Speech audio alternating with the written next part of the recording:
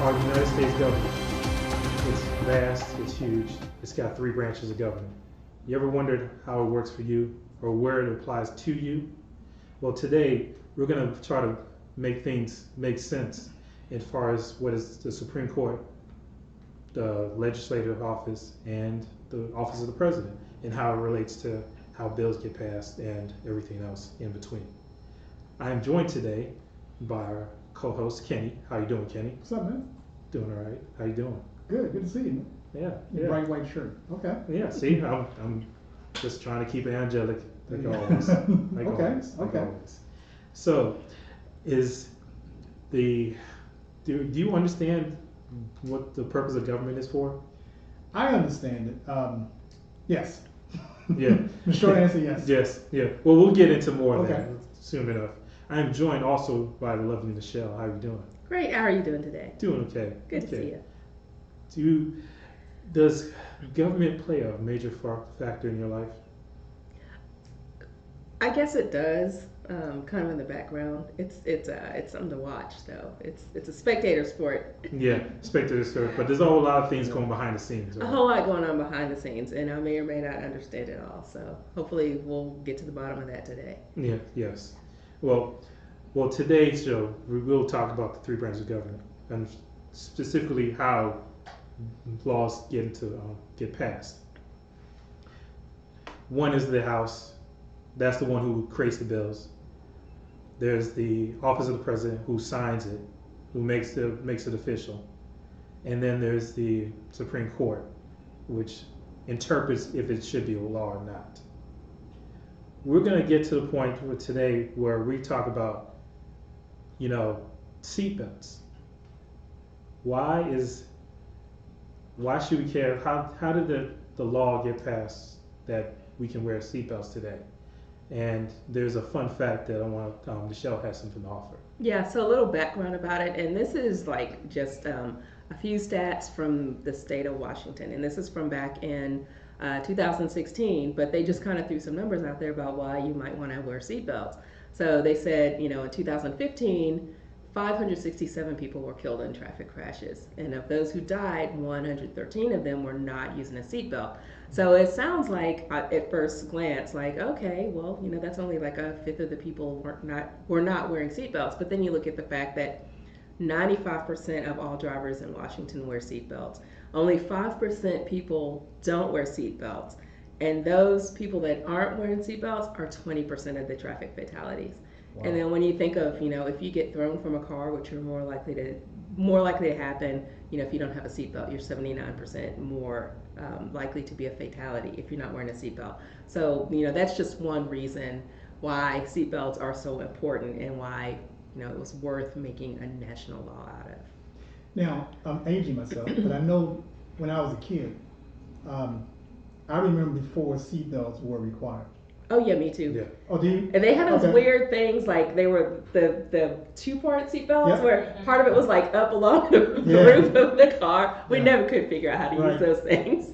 So it's amazing how things have changed, but I guess based on some of the data you just presented in Washington State, that I believe that at that time, I think it was in the early 70s or late 60s, Yes. when the seatbelt became law. Mm-hmm. Well, there was a process. First of all, there was a need to create a law for safety reasons in vehicles. Because people could die. People could die, and there's proof that people were dying based on the same type of statistics you just presented. Mm-hmm. So Congress had drafted up a bill, right? And then once they reviewed it, they debated on it. They went through committee first, and then actually went to the whole House for review. So to understand, what it means to get to committee, does it mean like a group of people get in the room, a little part of the Congress, they talk it over first? Yes, there are 435 members of Congress. Uh-huh. And each one of those, within that 435 people, there are small groups, Mm-hmm. committees and their subcommittees. I believe this was on safety and transportation. Okay. So what they decided to do was sit down and draft up, based on the needs was coming back from all the states. Remember, these people coming from various states, representing various states throughout the United States as members of Congress. So based on those numbers that were gathered from quite a few of them, a majority of the states decided we need to do something about this because this has become problematic. they decided to draft a bill, and the bill pretty much said there's a problem. We Yeah. need to do something about it. So this committee debated on it, and come up with their, changes and findings and blah, blah, blah, blah. So they said, well, there's enough information to take it to the full House, which is the entire 435 members of Congress, of the House of Representatives. Can I ask a quick question? Yes. Okay, this is from my peon brain right now. You said they drafted a bill. What's the difference between drafting a bill and drafting a law? Well, it's not law yet. Okay, so the bill is the first thing that will come into effect? The very first thing is drafting up a bill. Okay, just to present, Right. to become law? Yeah, it's just a Okay. bill on Capitol Hill. Okay. Right. Okay, all right. Just Schoolhouse quick rock. question. Schoolhouse rock. Schoolhouse, yeah, just a quick question. And just remember, even though it's still in the phase, once it's past the, not the full House. Well, actually, yeah, the full House. Once the full House passed, they debated on the issue, they made some changes, made some adjustments. At this point, it is an official bill. So if you're pulled over, or there's a circumstance where it's law, you can still be fined, even though it's not law yet. Really? Because, yes, it's a bill. You can't get arrested and go to jail, But you could be pulled over? but you can be pulled over. Can for you get that a thing. ticket? You can Or get a ticket. That's a citation. You can get a citation for, because now it's an official bill. okay. It hasn't become law yet, meaning it hasn't become mandated law across all states. So I think in certain states, those people who are debating that issue, they drafted it, and I saw something in there. Anyway, we'll come back to that. But that was states' rights. States' rights, right. So states' rights had the ability to adapt this law or not. Before it's official. Before it's a federal So if it's a bill, certain states can say, Yes. we're gonna go ahead and enforce this. Yes. Okay, cool. Yes. Got it. So once the House, the full House said, okay, yeah, we need to move this on, the next step is to go to the Senate. The Senate will take, and that's the upper house of Congress, they take and do the exact same thing. They take it through their committee, the committee reviews it. Once that committee says yay or nay, if it says yes, of course, they take it to the full Senate. The full Senate actually debates and they take a vote. Voting is important. Our whole democracy is set up on voting. So we're gonna touch upon that, I'm sure. a little bit. And this, the Senate is 100 members, right? 100 members of Senate. That is And each correct. state gets two senators. Each state gets 2 representatives. Okay. Right. So once that is done, once the Senate has finished it and blah, so actually what can happen, the Senate can send it back to the House to Yeah. make additional changes. So basically, to say they're going to look at this bill and say, "Nah, I don't like this. I don't like black seatbelts. Right. Like you can't make it a law." And Right. so we push it back to the House. Right. And they said, basically telling them, fix it. Or one of the issues could be that it's costing auto manufacturers too much money. And some of those senators may be representing the industry and saying it's going to cost them too much money to make these changes in the timeline in which the bill requires. So these industries like Ford, Chevy, they could be like All the supporting these candidates via lobbying money. They have lobbyists that actually Yes. go out and say, yeah, Yeah. don't do this. So they're looking more at their interests, maybe not so what the people's interested in. Well, they're looking at everybody's, Okay. but they're saying, and it might not be too much of a debate whether they need safety belts, Hmm. but it might be the timeline in which this bill is saying it has to be done. The bill may have said it be done in 12 months. Well, most of these manufacturers will put out their new vehicles at a certain time, so you'll call a recall on all those other cars and bring them back to the manufacturer and get installed. It's a time issue, and all of that can't be done. You can't have 20 million vehicles that's on the road actually done in 12 months with seatbelts going to be installed. It just can't happen. I'm not saying that's what really happened, but this is probably some of the things that they were debating when they would actually come up with this law. So, of course, I would be a strong proponent of that. Okay, this allowed enough time. So all these people, but you put out, it's still a bill right now, Yeah. but you can put out all these mandates to all the manufacturing plants that say the next 24, 36 months, guys have every vehicle coming out to have these safety belts. It has to be inspected by the Department of Transportation, or be certified by the Department of Transportation. Okay. So it gets passed by the Senate after they agree to the terms. Right. Then it Bill goes gets passed? the bill. Okay, the bill bill. gets The passed. bill. The seatbelt. The bill gets, yeah, the Got it. seatbelt bill. Yeah. And it's passed on to the White House, the president. Yes. President reviews it, Hmm. and he says yes or no. Yes, it can. Now, the president can say no. Which is called a veto. It's called a veto. Hmm. What he does is send it back, not to the Senate, but to the House. It goes back to the House to say, hey, you must change this, blah, blah, blah, because they drafted it. Because they're the ones created. They're the ones created it. Then it goes to the whole cycle all over again. which can be pushing that date back further and further. Mm-hmm. So, and that's pretty much how a bill becomes a law. Yeah. Now, if he signs it, it's a law. It's a law. They set a date when it's gonna go into effect, boom, boom, boom, boom. Yeah. Yeah. And after it becomes a law, then the states have to figure out how to enforce it. How to enforce it, that's correct. All right. Along with the Department of Justice. So a committee goes from a committee, Mm-hmm. then it goes to the House, Mm-hmm. becomes a bill, Mhm. then the bill goes to the Senate. Mm-hmm. The Senate, if there aren't Their any committees- changes, their committees they look review at as it well. first, Mhm. and then if they're good with it, whenever they're good with it, Right. then they take a vote, Mhm. and then they give it to the president, Yep. and the president can say yay or nay. Yes. All right, and if he says yay, it's a law. If he says no, it's a veto. It just goes back. Now, the Senate can override a veto by having 2/3 majority of the people in the Senate to override the president's vote. And to break it down, 100 senators, 2/3, that's 2/3, 66. Oh, 66, right. 66. Mathematics. That's 3/4. Right. Not 3/5, but Right. Yeah, that's pretty good. Yeah, that's good. So yeah, that's pretty much how it happens. And I think it's important for people to know that, to Mhm. understand how this thing takes place. Like, we're dealing with issues today, and we keep saying, well, why is it taking so long for this thing to happen? Because it has to go through this entire process. Yes. And it's due process, and I'm glad we have it, instead of just one person making the decision who may not have everybody's best interest at hand. At least what you got with the two parties of Congress, at least groups of Congress, the upper and the lower groups of Congress, House of Representatives are lower. Not saying they're less, but they're a little lower. Yes. And then the upper ones are the Senate. Each one of these individuals represent the people and the states Mhm. in our union. So I think it's important to know that. yeah. And important law recently that was passed by the House and Senate was the CARES Act. The CARES Act. Now, there's some background about the CARES Act. In March of this year, both the House of Representatives and the Senate agreed unanimously. Now, that's a little bit unprecedented for something like that to happen so fast within 2 weeks. The reason it was pushed, two reasons why it was pushed. One, because this bill was already drafted in 2019 by a couple of Republican senators. They kind of knew something was going to happen. Makes you wonder. You know what I mean? And Kenny, let's step back on the CARES Yes, Act. Now, the result of the CARES Act is the reason we got that $1,200 check, right? Correct. Okay. And the extra money within your unemployment. Paycheck protection and Yes. unemployment. Okay. And businesses, small business, yes. All right. So, as a result of the CARES Act, you said continue on to your backgrounds. Well, it was, like I said, it was drafted by a couple of Republican senators back in 2019. Okay. And so when they presented it to Congress looked at it. They made a slight adjustment, but nothing really significant.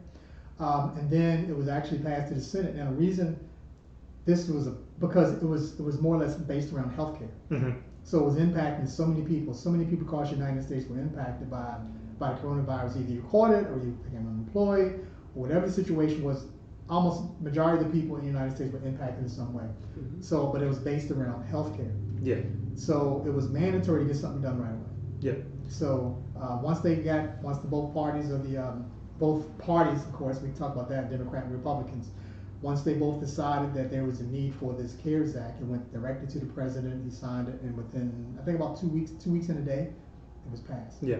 And there was a whole lot of negotiation between, because when it comes to funding bills, there has to be compromise. Nothing resulting in a funding bill can get passed until both sides agree. Both sides. Some Now, people, we say both sides, we're talking about Democrat and Republican. yes, Right. which is called what? Bipartisan. Bipartisanship. Yes. Yes. Two parts. Two parties. We Yeah. have two-party systems. Two-party system. Yes. Correct. And if they don't agree, then the bill just fails, right? The bill can fail. It can Uh-huh. be redrafted and brought back up at a later date. But yes, Okay. All it has right. to go through committee again. So Same old process. same old process. Yes. But in this case, the CARES Act was also negotiated by the Department of Treasury head, Stephen Mnuchin. He was part of the discussions Okay. to say, okay, this is what we can do. Or pretty much saying, okay, this is how much money is available. Okay. This won't kill the economy, pretty much. This is much, and this is what Congress does with everything that has a monetary money attached to a bill. They talk to the Treasury, they talk to some other people within the federal government, and say this can happen, we can do this, but it's going to impact this. So all that's brought into play when it's being drafted, when the bills are being drafted. As they go through the process when other committees or other groups or even the full House wants to go back and add and take away certain things, they go back to the Treasury to decide can this be done. And then the CBO gets involved as well. So What is the CBO? Congressional Budget Office. Okay. They get involved as well to say, okay, this is allowable. So they kind of like another branch, an independent branch of the U.S. Congress. That's another leg. A lot of people don't hear about that. So they're like a referee, kind of like you've got the two sides wanting this or that, and I guess you can say they're that. like, yeah, you can do it. Yeah, yeah, You can't. yeah. I guess you can say that. Yeah. Or you can basically say, well, I need this and that, but how much it gonna be? Remember, the Treasury is part of the executive branch, Yes. with the CBO is part of the congressional branch. Mm-hmm. So you're right. They're kind of intermediary. You know, Yeah. I don't know which one has more power than the other. I think they all have equal power. Mm-hmm. But you know, the administration has less people in it than Congress does. There's Yes. 535 people in Congress. I mean, I don't want to quote those numbers. I want to be wrong about that one. But yes, absolutely, that group is like an intermediary. Okay. Cool. And a side note, the members of the House are decided based on the U.S. Census. So if you haven't filled out the census, fill it out now, because that's the House of Representatives is specifically to represent you. Determine how many representatives you have in your community for that state. Correct. So yes, it's key. All right. So there was also legislation that involved the Supreme Court, because the Supreme Court's role is to interpret the laws, and which goes back to Roe versus Wade, abortions. Yes. So the law was passed between Congress and signed by the president. It became law, but there was things that weren't agreed upon, abortion, and it had to be disputed about. So it had to go to the Supreme Court. And the Supreme Court's purpose is to decide if this is a topic that they should take on.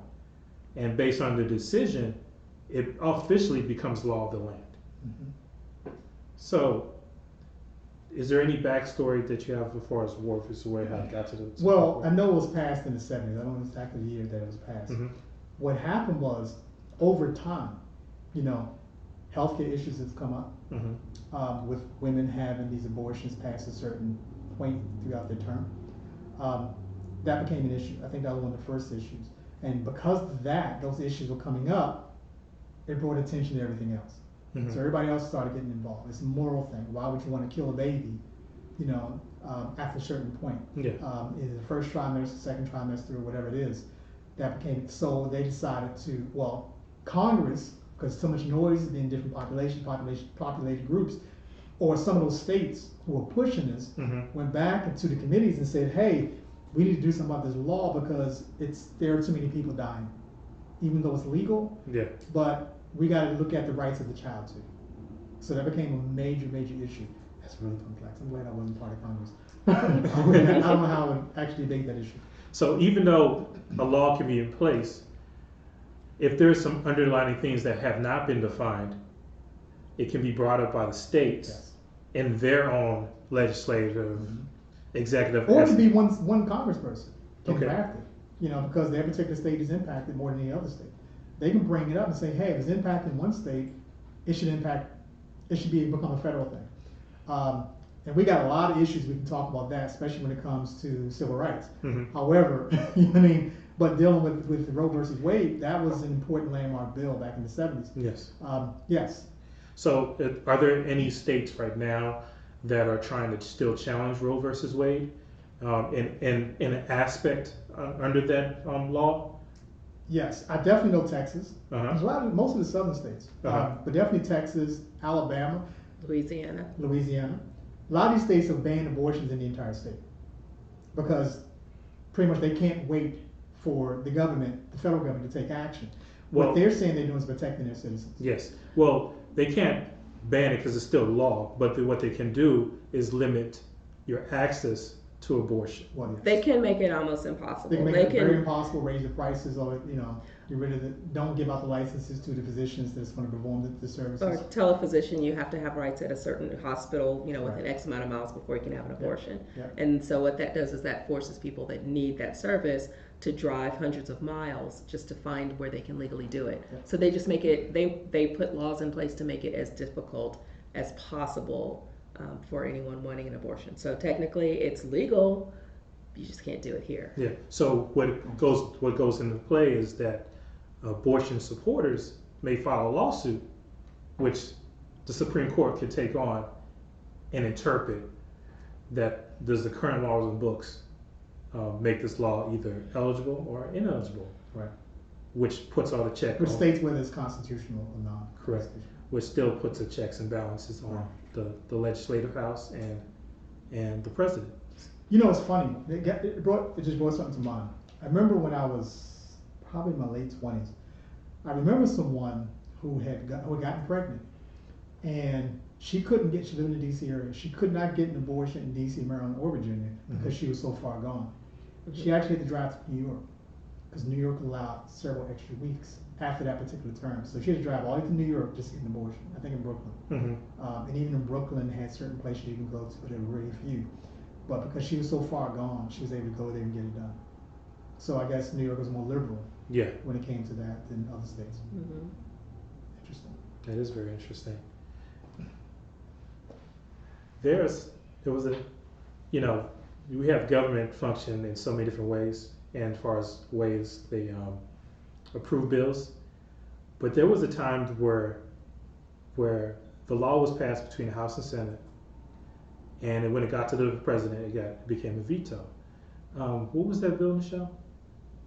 Oh, was it the one where people had the rights to sue other government after 9/11? The 9/11 The bill. 9/11 bill. So there was, if people were still listening or alive at the time, it was such a long time ago. 20 years. Yes, when 9/11 hit, of course we knew who the attackers were. Right.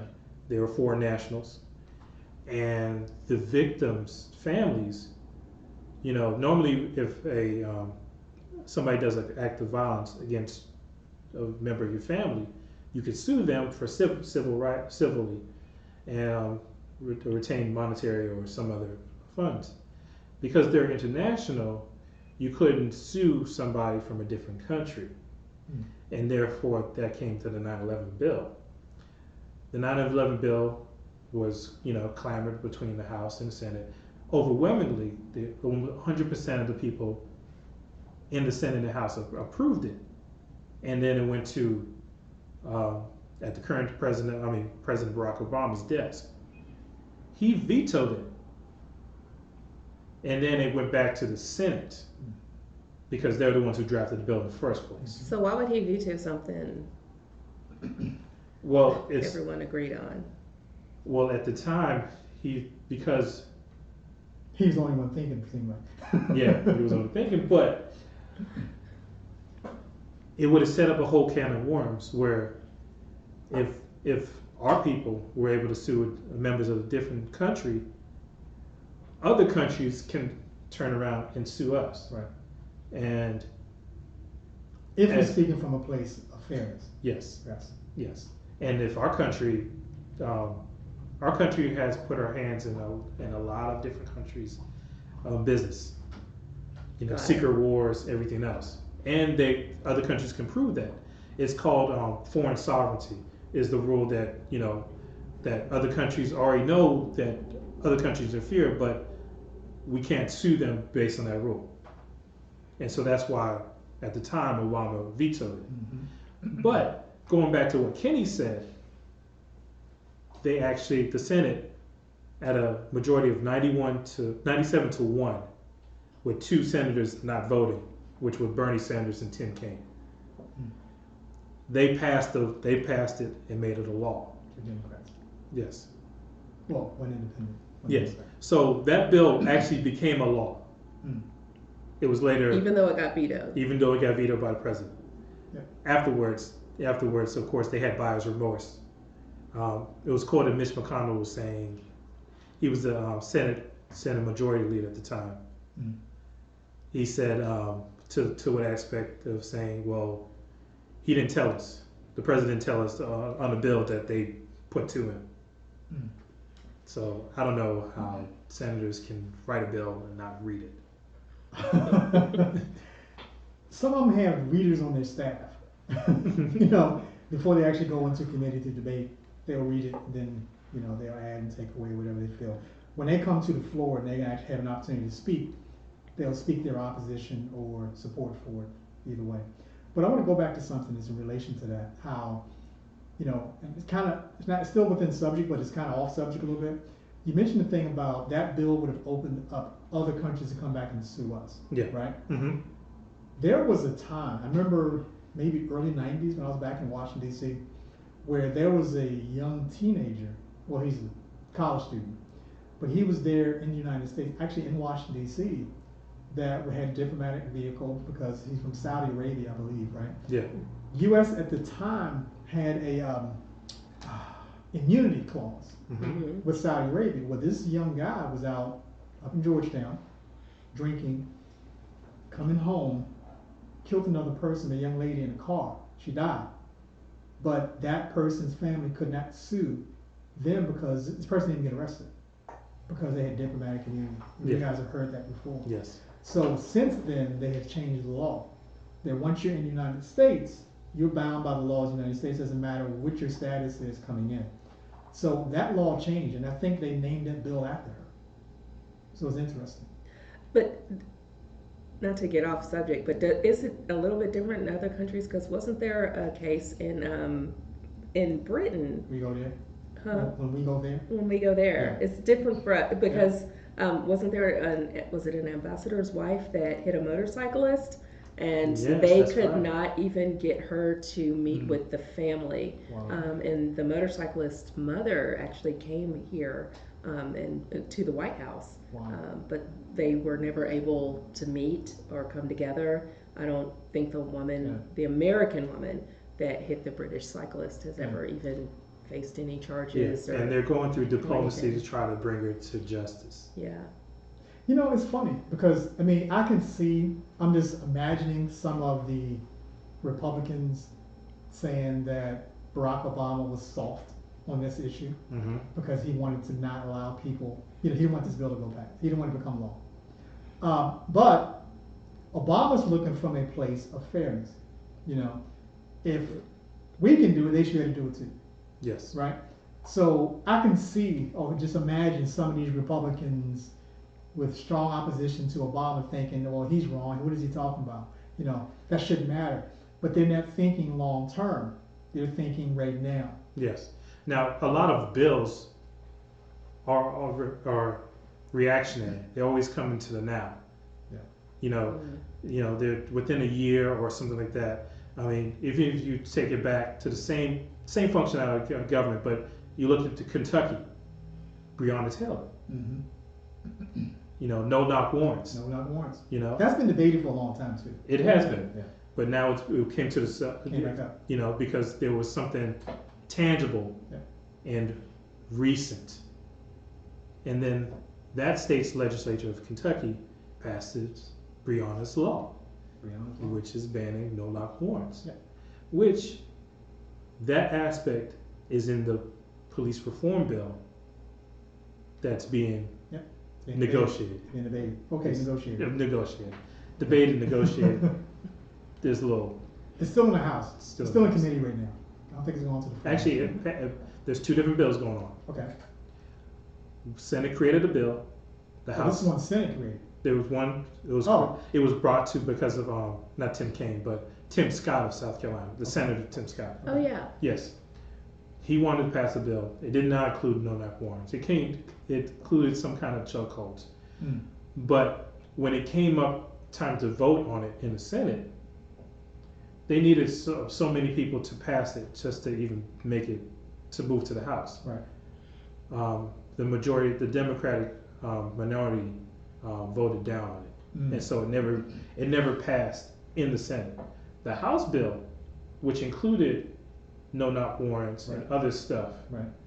that actually passed the House, and that is now sitting on. Oh, is it? Okay. Yes. I didn't know if it got that far. Okay. It is one of the things that's sitting on Mitch McConnell's desk. Well, So, debated to January. Yes, and there was other bills that, yeah, January well, 20 It's kind of interesting because Mitch McConnell is from Kentucky, so it would, I don't know, he should be moved to fix that. well, each branch, each House and Senate have a leader. The leader in the House is Nancy Pelosi, Right. the majority of her party, and therefore she gets the lead. On the Senate, it's led by Mitch McConnell because there are 50 more than 50 senators, they're Republican, and that's their leader. Both houses have a minority 50, leader. 40, 49, something, I can't remember. So Something. 47. 47, yeah, to- something like that. Yeah. On the House side, they have the same situation. Right. But it's up to that leader's House to decide what bills to go to committee and then eventually voted on. So the police reform bill is currently sitting on Mitch McConnell's purview. There's another bill that is sitting on his purview. It's quite a few. Yes. We talked to Nancy, she'll give you probably quite a few of them. Yes. What's a purview? Oh, purview is for somebody to review it, like see it or Make a decision on make a it. decision on it. Got it, okay. The one bill is the voting rights bill, Yes. and Kenny, that is Well, the purpose of the voting rights bill, the new voting rights bill, is because based on the original bill that was signed by Johnson in 1965, that law has expired because that law was given a timeline when it Yeah. would expire. I really don't know why. That was probably part of some compromise back then. But once that was passed, it expired after 40 some years, and it expired. It's been about 10 years now. What has happened was Congress had mandated an extension to that, and that extension is coming to an end as well. So without this law being in place, you and I and Michelle and our engineer back there wouldn't have the right to vote. It would eliminate our right to vote. I doubt if the U.S. is in a position to allow that to happen, because it would be more than the debates we've seen. I mean, the riots we've seen already. Mhm. yes, but it's currently enforceable. It's currently enforceable, yes. So right now, this new law, the renewed voting rights bill needs to be a permanent thing for all citizens. Everyone, because that was back in the 14th Amendment. Once you're a citizen, once you're born in the United States, you become a citizen. The 15th Amendment gave us all the right to vote, at least men the right to vote. But women have been added to that in the 65 that's the rights bill, under the voting rights bill. Women were added. So it would be pretty ugly, So what they're doing is constantly extending it. Yeah. So Makes you wonder why they're not. So who is championing this bill? Who was championing this bill? The House of Representatives. Yes, but who particularly? Oh, John Lewis, John Lewis. the late John Lewis was pushing his bill. He wrote some of the drafts on the new part of the bill. But yeah, it was John Lewis. So yeah, that was his That was his baby. baby. Yeah. Yeah. So God rest his soul. Yeah. But that is the one thing. If what motivates you to vote, you got to think about this bill.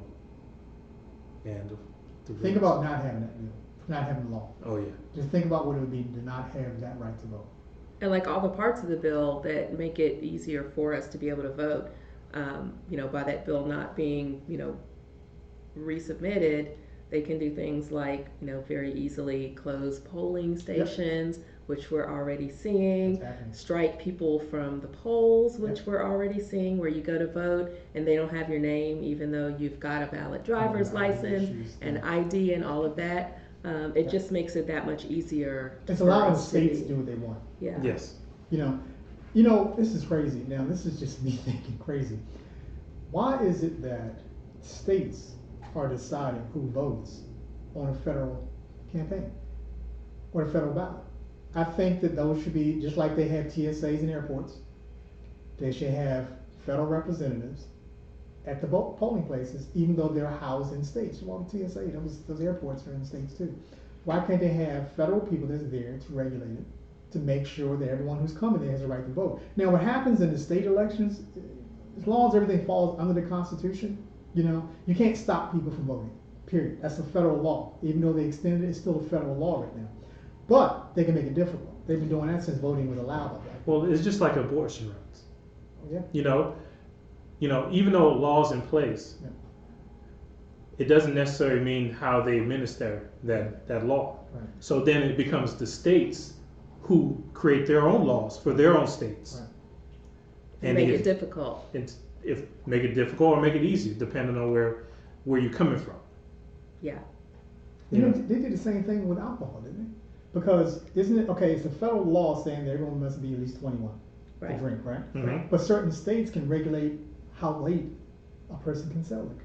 Yes. Yep. Some can do 4 in the morning, some people do 2, then 1 or even 12 midnight, and And- no drinking on Sundays in certain places. Yes. Yeah. So Or it must be there's served no with sell. food, or right. yeah, they But can it- put out all sorts of requirements. But no matter what level branch of government, it's still 3 branches of government: legislative. Yes. They got to write the laws, and then it's got to be passed. But it's still a bill. I mean, a law. I mean, a bill can actually be drafted by the president. And then go through the same process, yes, go through the same process. He or she, well, I'm saying he now, because it's only been he can send it to Congress to review, especially if the majority of that particular congressional group is of the same party. So if there's a Democratic president, right now we have a Democratic majority, and you would send it to Congress first, even though you don't control the Senate. Or if you have all three, if all three if you have the White House, the Senate, and the House of Representatives, all of them are Democrat or Republican, you can send it any of them Yeah. and have them to, take it through committee. Hmm. Going through committee is a very strenuous process because in those committees, there is always the same amount of people in those committees that represents them in the entire body. However, meaning, like in the Senate, there is a 4-person lead in the Senate, right? Where there's, in a lot of those major committees, there are at least 4 extra people from that majority party on that committee, even though you have both parties in there. Yeah, but it's representative of the whole body. Now when you talk about committees, like what type of committees are there? Let's see. There's the judicial, which basically focuses on what's right now focusing on the police reform bill. That's And they did for the impeachment as well. correct. There's the health. There's a health committee. There's the treasurer. There's And a treasurer. Which banking. Yeah. Yes. Yes. And there's just so many There are quite a few committees. very committees. Yeah. And that is the people who go in there is dependent on the majority leaders of both houses. Yep. So I think it's so important in our democracy. I mean, people should understand that if you're running an organization, just a business itself, you should have committees. I worked with quite a few companies that had great executives, and they set up committees so these individuals go out and do research and feed the executives with information so they can make informed decisions when it's come to change, especially when it comes to policy. I try to set up my business like that, or I try to set it up to where we have small groups. It's not a whole lot of us, but we have individuals that are gathering data, doing research, and bringing it back for the committee to make a decision. The final decision ultimately, ends up in the CEO of the organization, but at least he or she is informed. Yeah. So I think that there are a lot of businesses that model the democratic process, even though it's kind of like a dictatorship, but you want to be fair to everybody because I don't know any CEO of any organization of any size that has all the information just off the top of his or her head. They need to have, that's why they bring in their executive committee that makes strong decisions, especially when it comes to laying people off. Or they want to expand and purchase another company, or they want to move half of their budget to a new investment, something like that. That's done through committee. Especially publicly traded companies, they require that. So my question is, as a people, Yes. they're already been elected. They're fighting for us in Congress trying to represent us. Is there a way where we can contact our elected officials while they're crafting this bill to let them know what we truly care about? Michelle, I think you got some information on that, don't you? I could look it up. So, but basically, if you do, is it us.gov? Was it Congress.gov? Congress.gov. Yes. Okay, so if you go online, you can put in where you live, and it'll spit out who your representatives are, and then also who your senators are. So you'll have, the representatives, the number of representatives for a particular state are going to be based on population. Senators, there's 2 per state. So, I find it easier to just go straight to the senator because I know there's only 2. There's only 2 to have to keep up with. It's easier for me, and I'll call them or email them. Sometimes when there's something really important out there, there are form letters that go around where you can actually just click the link and let them know what you're thinking. And it takes you straight to their email address, and you can figure out, or you can send to them, whatever it is that's on your mind. And they are obligated to respond to you. So they might not get the message. If you call them, you might have to leave a message, but you'll eventually hear from them. So who are these senators? It's like, I know Texas is John Cornyn and Ted Cruz. Mm-hmm. California is Kamala Harris. Mm-hmm. And Massachusetts is Elizabeth Warren. And but if you go to, like she said, Senate.gov, you'll know who's there. You'll see who each one is. Yeah. Okay. Yeah. Nice. And it's important based on what you just said.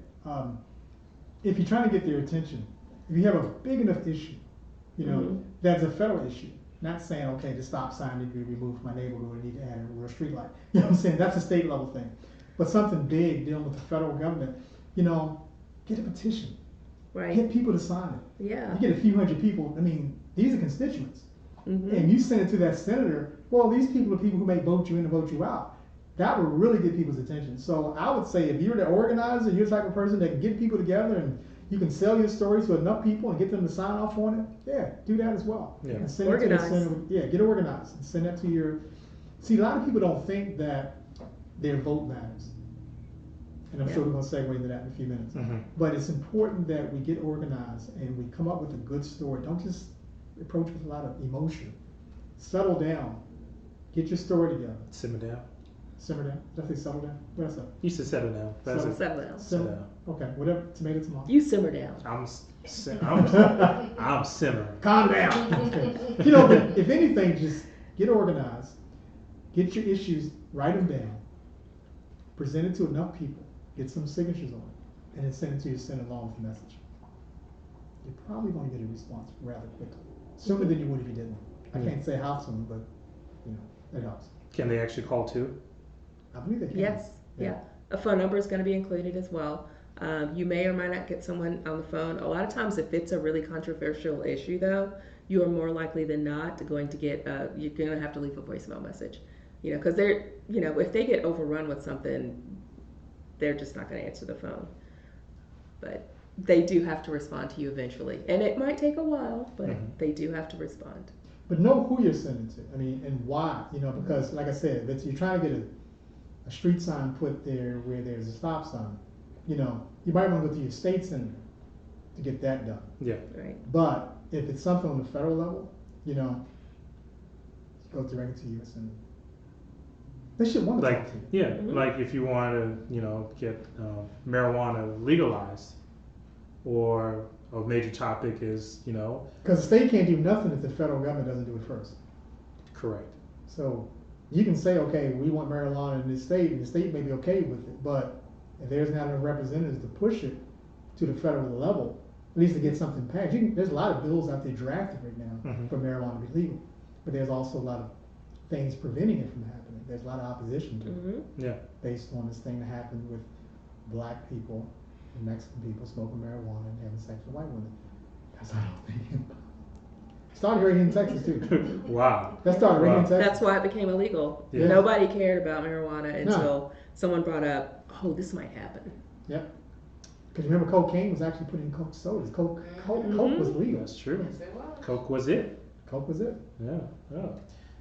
I mean, there was another case dealing with state, where the state had the rules until it garnered a lot of more attention and became a law.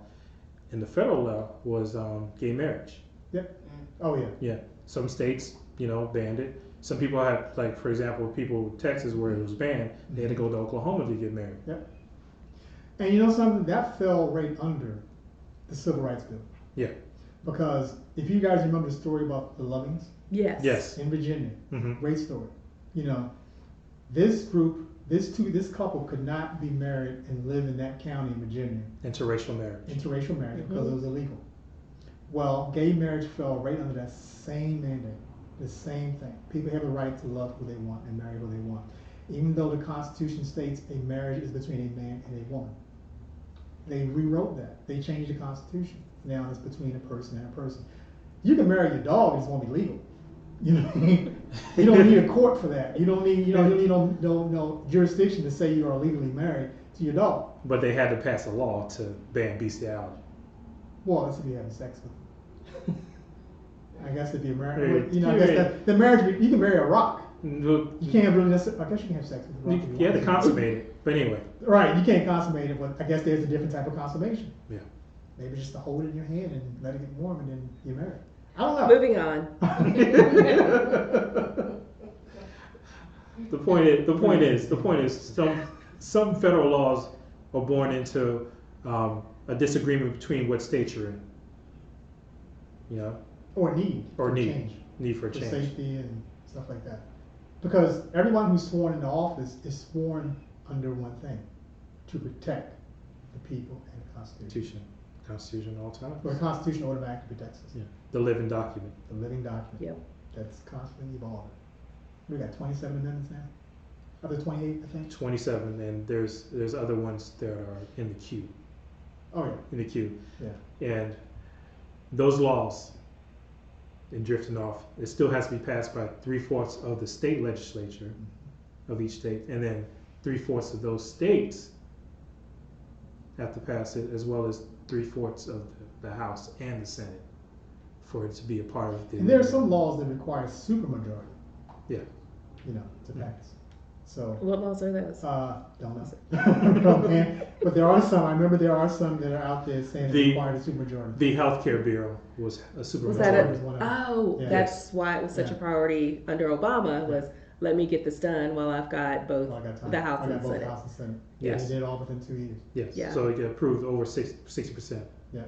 And then, Oh, Most- there was another one. well, most recently, the Trump administration tried to repeal that healthcare bill, Right, but it failed. 60 sometimes. Well, it especially failed the majority Right, to pass it when John McCain put his thumbs Right. down. right. Oh yeah. God rest his soul. Well, he was having health issues at the time, so he understood how important it was. Yes. But he also understood what his colleagues were doing in the Senate that wasn't based on fairness. So one thing about John McCain, he was a fair guy. You know, he may not always agree with his political ideology, Mhm. but he was a fair guy. So Mhm. I don't know if many of those left. So like everybody else is falling I under. think they've all retired. Or well, They're about retired, to. Yeah. Well, it's up to the people to decide if they want to keep these elected officials. Senators, if every new senator has to re-up for election in 6 years, and House members every 2 years. And he staggered every 2 years. So I Yes. think the people didn't know that too. Yes. Even though every senator gets a 6-year term, they're staggered. Every 2 years, there's a new election for new senators. So it's set up that way so it's a constant change every 2 years, just like it is in the House. Yes. And there's 18 senators up for election. Yes. Yes. I think there's only like 5 or 6 Democrats. Is that correct? Correct. The majority is Republican this time. Get ready. Yes. Get ready. But every member of the Change is coming. Vote. every member of the 435 House members are up for election every 2 years. Yeah. Mhm. Now, that goes into the importance of voting. Yep.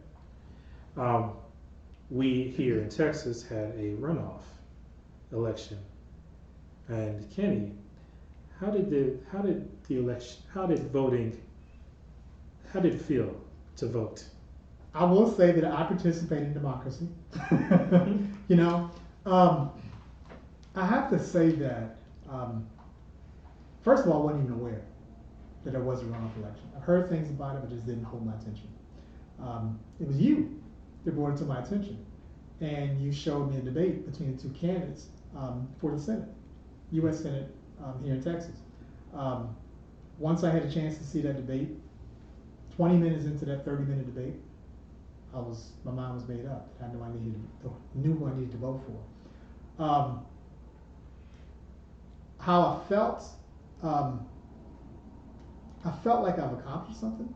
You know, okay, I did this. It's done. Mm-hmm. You know, my voice has been, all my information is there, so they got me. You know, they might go back and say, well, how can you vote? They have documented where I voted and how I voted. So I felt a sense of accomplishment, Mm-hmm. that I participated. But I was a part of this democracy.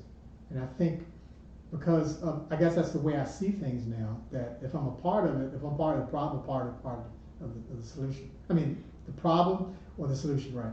So I felt like I was part of the solution. Whether that person won the election or not, I participated. Yes. So I think participation is key. Now, on that, did you? She did win, right? She did win. Okay. She did. She did win. But was there everything that you voted for? Did the people on it or the ballot measures, did they go into the favor that you wanted? Did all of them go your way? You mean on this election? Yes. There's only two. There's only Two two. people on the ballot. There was the firefighter who I didn't know, Mm-hmm. but it was a man and a woman. I voted for the woman. Okay. So I don't know if she won or not. Okay. Was there anything else on the ballot? No. Okay. Just two. What even other issues? No, nothing. All right. Michelle, how was your voting experience? You know what? It was short and sweet. It was easier than I thought. I did vote early, and I highly recommend anybody that's going to vote in this upcoming election, get it done early. And the reason why is because of COVID. They did take my temperature before I walked in. They checked my ID. I did have some paperwork that I had to do, or a few questions that I needed to answer before I could actually get my ballot. So there is a process involved. It was pretty easy. I went to a community center. It was pretty fast, but again, I highly recommend that if you're going to vote, I highly recommend you vote first of all, but that you do it early. Yeah, because this upcoming election is predicted to break records on attendance. Yeah. And check with your own state to see when early voting begins. Some states, they give you 2 weeks to early vote, and you need to try to take your time and figure out who's on your ballot, and find out what issues are important to you, and see if There are a lot of issues on the ballot right now. yes. Yeah. Yeah, there are candidates on the ballot, and there are ballot measures. Right. There could be a defund police, a funding mechanism to funding the police that could be on your ballot. You got to take the time to look into that before you go into the booth. My biggest issue on the ballot is the changing of the president. How's that? Because I think my issue is that the president needs to change. We need to change the president. That's the biggest issue I have. Meaning we need to get rid of the one we got. Okay. Oh, but what about local things? Local things are important, but I'm saying for me, my biggest issue the biggest right one. now. That's what's going to get you out To there. me, that's driving me to the ballot. Yeah. Okay. Well. I think that's true for a lot of people. From what I'm hearing and from what I'm seeing, it seems to be that people are voting against. And I can go a little further into that Mhm. because even though that's on a federal level, Mhm. right? I'm looking at what this particular president, and we're not going to spend a lot of time talking about what I think he does and does not do. But one thing he did do, it rose my eyebrows and got me a little concerned. What he did in Oregon. He sent these secret police officers, right, into that state, into that city, to arrest protesters without warrant, without any probable cause, other than just being present and protesting. So that meant, to me, that tells me he can do that anywhere. Anywhere. He can send secret police and throw us in the back of an unmarked van and say, okay, we're arresting you without even being told why. Wow. Well, it's under the. It's like a Gestapo thing. Well, the more of the backstory of that is the acting director of the Homeland Security was sent to deal with that protest. Why did they deal with Oregon? Why Oregon? Well, ever since the George Floyd killings, the people in Portland have been protesting Nonstop. nonstop for over 50 days, peacefully protesting. Right. Occasionally people, little graffiti. And as of July 1st, when they were tearing down monuments across the country, the president signed an executive order to defend destruction of federal property. Okay. And so in Portland, there was some Graffiti. graffiti on federal buildings. That gave the acting director of Homeland Security, because it was within 100 miles So of that was the justification. the justification. Okay. I didn't say it was right. Well, yeah. Yeah. And then, therefore, they went over there and they felt there was a uprising. So why didn't they get the state and local police department involved? They should. They should contact it. Normally, there's a relationship between the federal Right. feds and the state. They weren't even aware. They weren't even aware. They decided to jump in. So it was a photo op. To be determined. To be determined. So this is concerning. I mean, so this is on the news. Mhm. You know, we're not a whole lot. I mean, I've heard about it just a little bit and more from social media than actual on the news. Right. But who's to say it's not happening in other places either? Right. Yes. And this is an issue from what they were doing could have violated their Fourth and Fifth Amendment rights. Sure can. You know? And that would be justifications to sue. Yes. In which the states have sued the The administration administration, right. Yeah. On behalf of those people? on behalf of those people. Because they came in and did not consult with law enforcement and felt they are the law. Mm-hmm. Even Can you though, imagine one of those people died in the custody of the special police? or you don't know if they were injected with anything or or tagged. So that's their civil rights. Right. That's their civil rights being violated. Have they been released or are they just still gone? I So thought they were released. so there was a story of this one person who was playing his occasional frisbee golf, and he got snatched up. They put a hood on him. They took him to the federal building, and That's not the guy who was holding the speaker up? The one that got shot in the head? no, that was No, somebody okay, else. okay. Anyway, they put him in the federal building. They went through his stuff, sort of processed and took his pictures, and then sent him off. So apparently they have like a record of him, which is very scary. It's very Gestapo, secret police type of thing. But they let him go after they got his information. Well, there was, I've got the stories confused, but there was that young guy who was shot in the head. They were using non-lethal weapons, Mhm. but they shot him in the head. You saw the blood. I mean, they said he has a tube in his head to allow some of the pressure, the blood to come out, to release some of the pressure in his head. But he was holding up a speaker. Was he a threat to anybody? No, No. no. But if you, I don't understand that. since this is like a precursor, could be a precursor for other things. If you don't like this situation, then go to November and vote. Just vote what you believe and what you support. This has been a good conversation. Yep. I want to thank Michelle and Kenny for joining us. Thank you for having me. Thank you. Thank you. Hopefully, we'll talk more about housing next week and what applies to you. Absolutely. Tune in if you missed the replay. Go to KMWi-Media.com, and also we're on Facebook under the same handle. We're here every Sunday at 3 o'clock Central Time, and tune in. Thank you, and have a good day. Thank you. Good night.